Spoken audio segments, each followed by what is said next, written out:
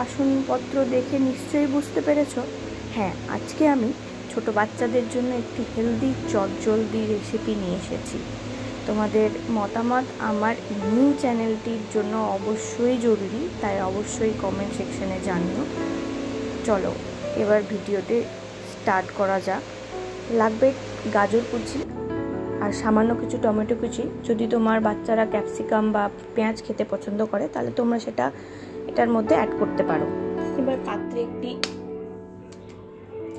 ডিম ফাটিয়ে নেব। এর মধ্যে দেব 1 চামচ বেসন, দিয়ে দিচ্ছি 1 চামচ সুজি। এবার একে একে অ্যাড করে দেব গ্রেট করে রাখা সবজিগুলো। দিয়ে দেব স্বাদ মতন নুন, দিয়ে দেব পরিমাণ মতন জল ব্যাটারটিকে পাতলা করার জন্য। জল দেওয়ার পর ব্যাটারটিকে ভালো মতন ফেটিয়ে নিতে হবে। ফ্রাইং প্যানে সামান্য বাটার দিয়ে ব্যাটারটি ভেজে নিতে হবে। এক সাইড ভাজা হয়ে গেলে অপর সাইডটিও ভালো মতন ভেজে নিলেই তৈরি আমাদের এই রেসিপিটি। কেমন লাগলো সবাই জানিও।